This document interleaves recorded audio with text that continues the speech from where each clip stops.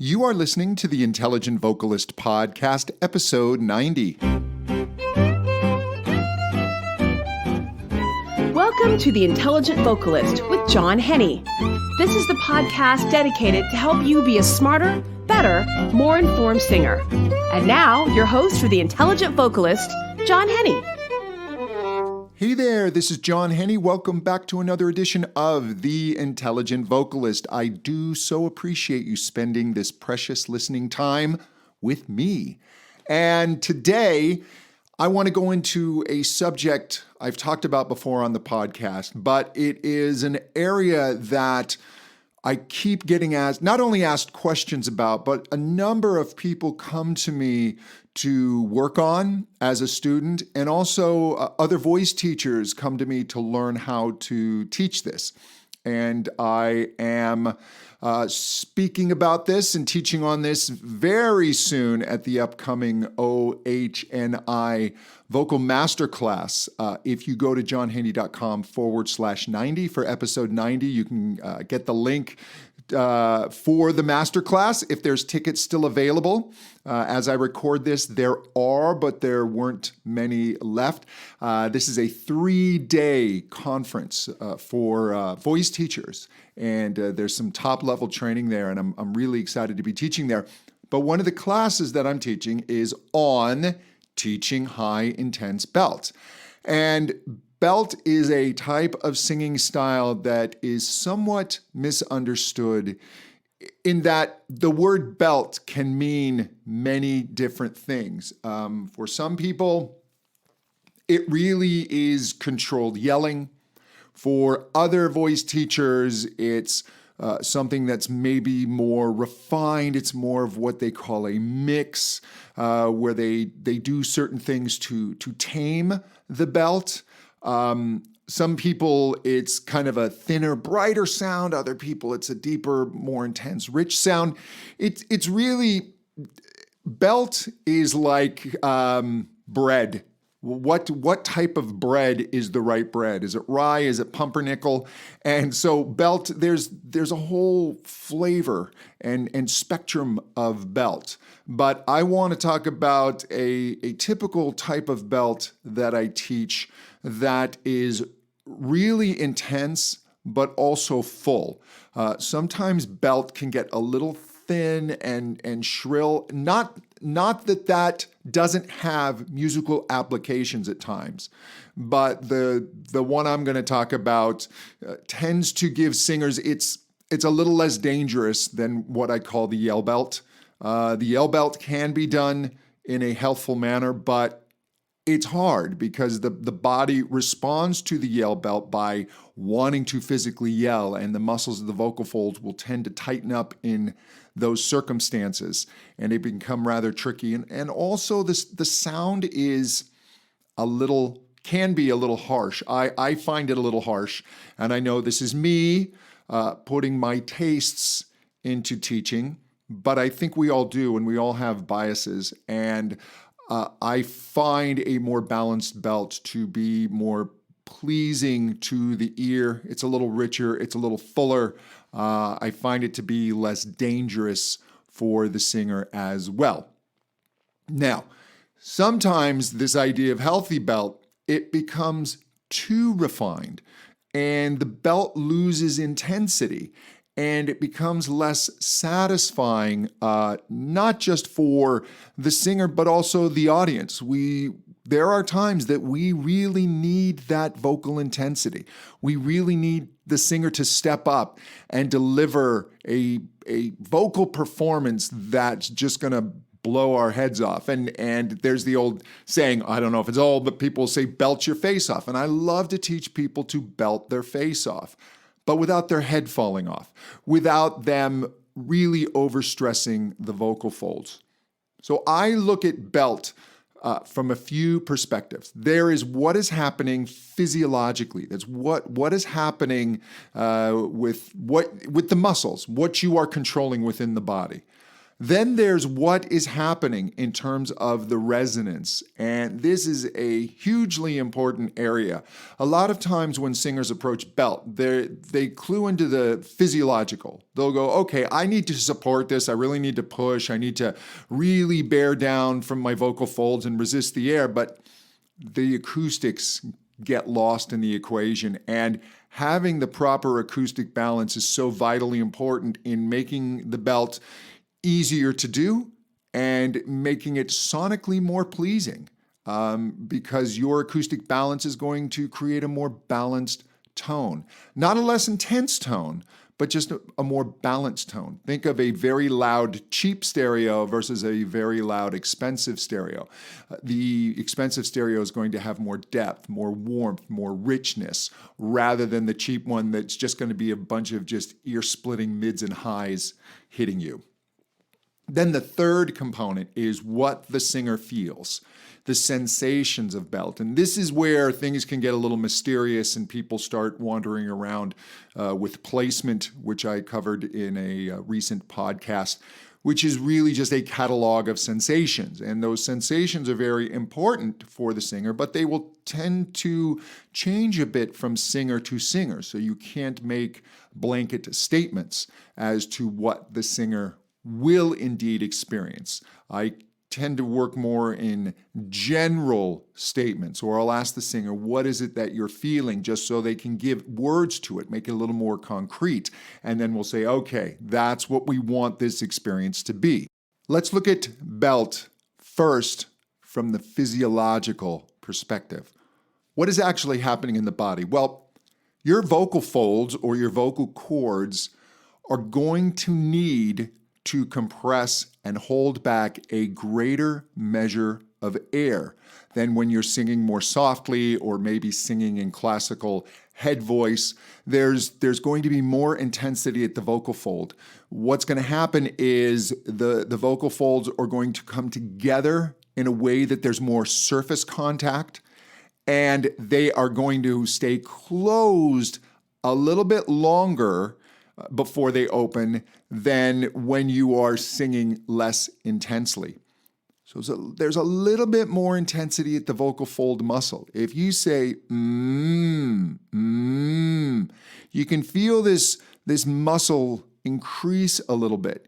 And you'll also feel this idea of support. If you feel just below your rib cage, the top of your belly there, you may feel it tense up a little more as you swell on that And that is, as the folds resist a little more air, then your muscles have to press against that to blow the folds open a little more intensely. You need to press a little more intensely to build that air pressure. So there's this battle between the muscles pressing up the air and the muscles of the vocal folds resisting the air. We don't want one side or the other to dominate or to throw the balance off. If it's too much air, the vocal cords are going to start to blow apart, or they're going to react by beginning to over-muscle and pressing against that. And we certainly don't want too much vocal fold muscle. It's going to do a few things. It's going to create the collisions on the vocal folds a little too intensely, and it's also going to cause the sound wave to be produced in a way that is not as high a quality. There's going to be aspects of the sound wave that sonically are just going to be shouty sounding. So we have to get the physiological balance.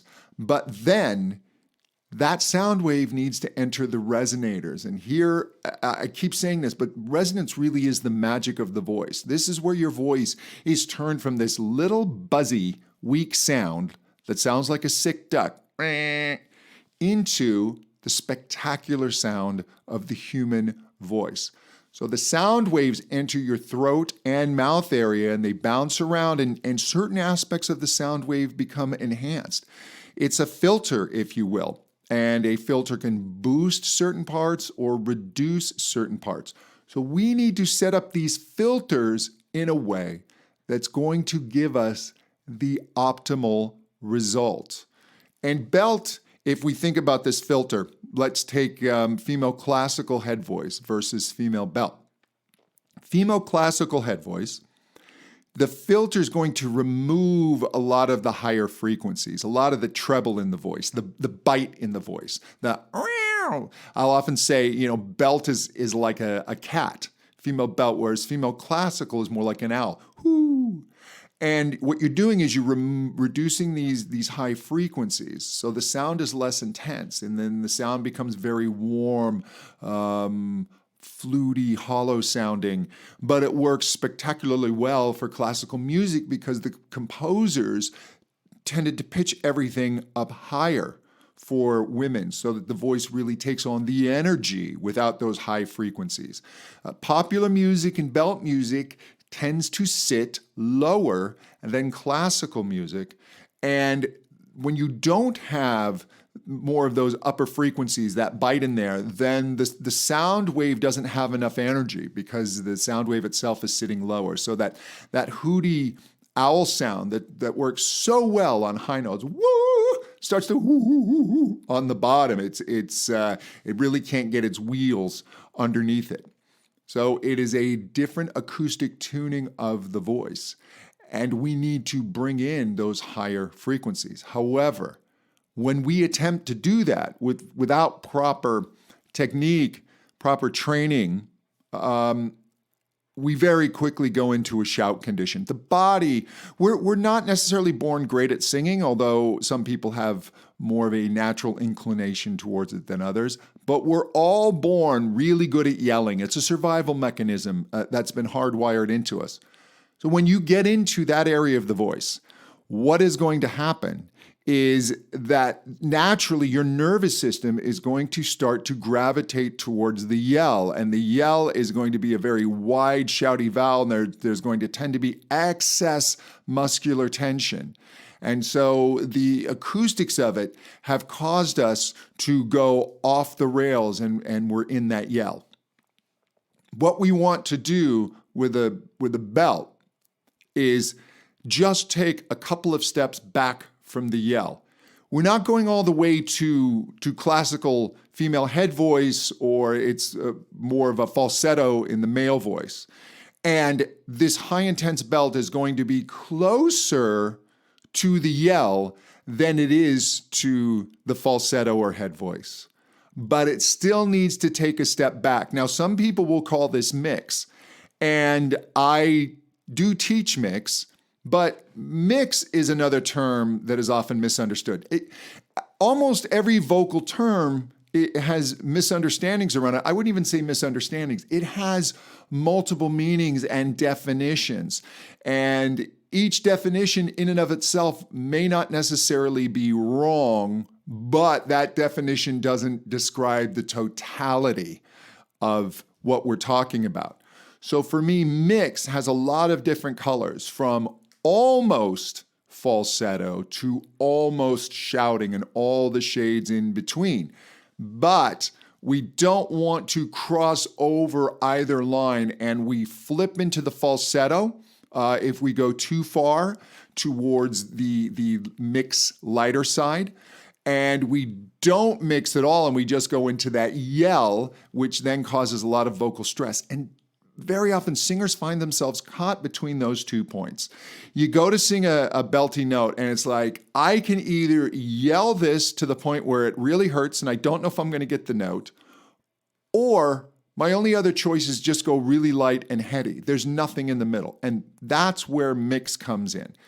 And the best way to start bringing in mix is through a degree of vowel modification. Now, for a lighter mix, the vowel modification tends to be a type where the vowels get a little more rounded. They warm up a little bit. Becomes more becomes more and that will get you a certain vocal result, and it will usually stop you from yelling. Another common way of describing that is pulling chest, although there are those that don't like that description. I use every description if it works for the singer. So pulling chest, that kind of yelling place that we quite easily can go into. And when we narrow and round those vowels, it pulls us out of that and tends to help us get into more of a mix. But that's not quite high intense belt. So high intense belt will take one aspect of the vowel modification, which is going to get the larynx to maybe drop a little bit.